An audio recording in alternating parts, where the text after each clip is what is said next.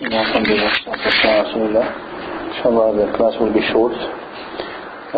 Just a few meanings from Surat Mariam. We know the story of Zakaria alayhi salam when he made dua to Allah subhanahu wa ta'ala to give him a son to take over the message. Zakaria was not interested in a son to help him in anything because he was very old at the time and he was almost dying. وَقَدْ بَلَغْتُ مِنَ الْكِبَرِ عِتِيًّا. He's at the end of his life. So was his wife. So he didn't need a child to help him with anything, but he was more concerned about the message. وَإِنِّي خِفْتُ الْمَوَالِي مِنْ وَرَائِي. Mawali means my relatives. He says, none of my relatives are strong enough in their deen to carry the message. And that is why I ask you for a son. And we learn from his dua that the best thing to do dua is to do it in a soft and low voice. إِذْ نَادَ رَبَّهُ نِدَاءً خَفِيًّا. خَفِيًّا means hidden and soft. So we don't raise our voices with the dua. And this is mentioned in other ayat. وَاذْكُرْ رَبَّكَ فِي نَفْسِكَ تَضَرُّعًا وَخِيفَةً وَدُونَ الْجَهْرِ مِنَ الْقَوْلِ.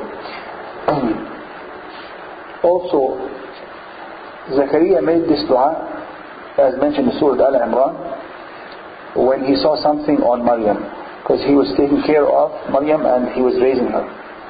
And Maryam was so righteous that she was worshipping day and night. And this is what her mother asked Allah for when she was pregnant with Maryam. She asked إِنِّي نَذَرْتُ لَكَ مَا فِي بَطْنِي مُحَرَّرًا. Muharraran means purely for you. I have pledged whatever is in my womb purely for you, which means that whatever comes out from my womb will be only busy with worshipping you, will not be busy with school, will not be busy with work, with nothing else, just to worship you. And she was hoping for a boy because a boy can do a lot of things that a woman cannot do and can serve in the place of worship and things like this. And she was a little bit disappointed when it was a girl. She said, رَبِّ إِنِّي وَضَعْتُهَا أُنْثَى وَاللَّهُ أَعْلَمُ بِمَا وَضَعْتُ. Allah says, Allah knows best what she has given. He's the one who created it. وَاللَّهُ أَعْلَمُ بِمَا وَضَعْتُ وَلَيْسَ الذَّكَرُ كَالْأُنْثَى.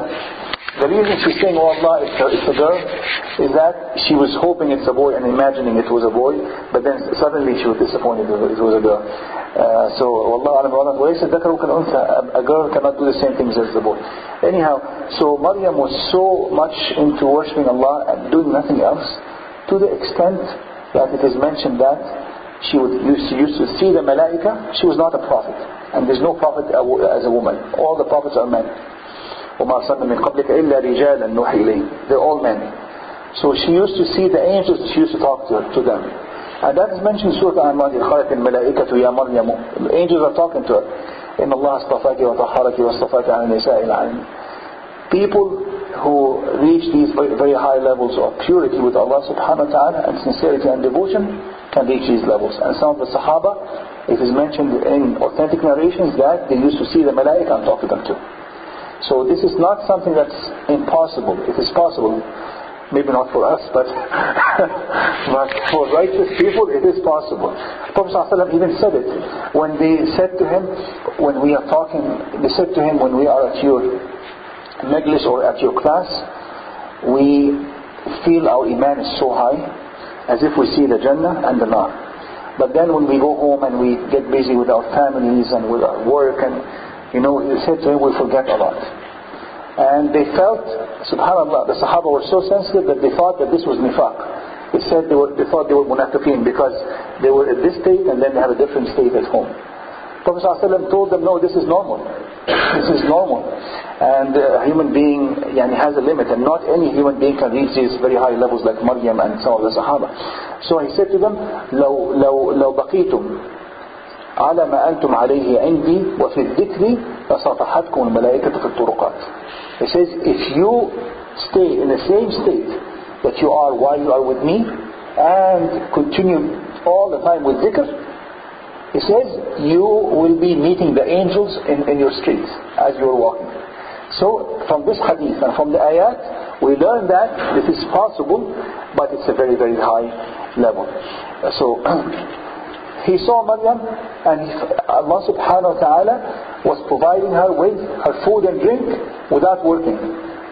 And every time he goes in to see her, he finds different kind of food. Subhanallah. كلما دخل عليها زكريا المحراب. Mihrab means a place of worship. That means she's always in a place of worship. So that needs so much tawakkul. Allah knew from her heart that she's so devoted and that she's so patient. Because if you say, okay, I'm going to do the same as Maryam, Allah will test you first. You will not reach this level immediately. You will first, Allah will test you and see are you really sincere in this or not. You will find that your income goes down and things like this. Allah will test your sincerity. Most of us will not be able to persevere. So a human being should know where his level at and do whatever he can do. Of course, the fard is a fard, but I'm talking about raising your levels in nawafil and coming closer to Allah with the total devotion of all your time. That is not a level that anyone can reach. So anyhow, كلما دخل عليهم زكريا المحراب وجد عندها رزقا. He asked her, Maryam, يا مريم أنى لك هذا? Where did you get all this? Every time I find different food. And he's the one who's taking care of her. He's not the one who's bringing the food. قالت هو من عند الله إن الله يرزق من يشاء بغير حساب. So this is from Allah. Allah provides for whomever He wills. بغير حساب, without any count and without any specific means. بغير حساب. When he saw that, subhanallah, when he saw that and he saw how much Allah is taking care of her, that motivated him to make the dua. When you see that somebody made dua and Allah gave him, although before that maybe your hopes were not very high, that increases your hope. هنالك دعا زكريا ربه. When he saw that with his own eyes, he started making the dua. هنالك دعا زكريا ربه قال رب هب لي من لدنك ذرية طيبة. نعم. Ibrahim alayhi salam says to his father, قال يا أبتي إني أعوذ قال يا أبتي إني أخاف أن يمسك عذاب من الرحمن. I'm afraid that the punishment of Ar-Rahman will fall upon you. Now, should he have said the punishment of Ar-Rahman or the punishment of Al-Jabbar? Which one goes with punishment? Ar-Rahman goes with punishment? Yeah, no. So how do we understand this? I'm afraid that the punishment of Ar-Rahman. He didn't say Al-Jabbar, Al-Azim, Al-Kabir, Al-Muta'al. How do we understand that? Do you know the answer? Go ahead. What's your answer? If then you punish people, yet he's merciful, so you still have a chance to repent. No, there's no chance here. No. What was your answer? I don't know. That means if Allah is Ar-Rahman and He punishes you, this means that you have reached the limit. You have exceeded all limits and you have gone outside of His Rahmah already. That you don't deserve anything else but the punishment. And that is why it is mentioned in some narrations that the people in hellfire, they start pleading to the angels who are torturing them, the Malaikat al-Adab. They start pleading to them, please have mercy on me, please have mercy on me. Irhamni. You know what they say to them? كيف أرحمك ولم يرحمك أرحم الراحمين. How can I have mercy on you when the most merciful has not had mercy on you in this situation? Which means that if somebody commits kufr, he has gone outside the circle of rahmah. And then the punishment is a punishment without any rahmah, without any mercy associated with it. Even if a Muslim is punished in this dunya, he's punished with mercy associated with it. You will see that لَعَلَّهُمْ يَرْجِعُونَ. Allah punishes you, but you find in the punishment a blessing for you at the same time, and it wakens you up and brings you closer to Allah. Final thing I will finish with here is that Allah says, وَإِن مِّنكُمْ إِلَّا وَارِدُهَا كَانَ عَلَى رَبِّكَ حَتْمًا مَقْضِيًّا. Talking about hellfire. Allah says, each one of you, إِلَّا وَارِدُهَا. وَارِدُهَا means will go to it. كَانَ عَلَى رَبِّكَ حَتْمًا مَقْضِيًّا. This is a promise that will not be broken. ثم ننجي الذين اتقوا ونذر الظالمين فيها جثيا. After this I will rescue The ones who are righteous and pious. Now, what does wariduha mean? Does this mean that each one of us will enter hellfire? What does it mean? Does anyone know the answer? وَإِن مِنكُمْ إِلَّا وَارِدُهَا. Wariduha means we'll go to it.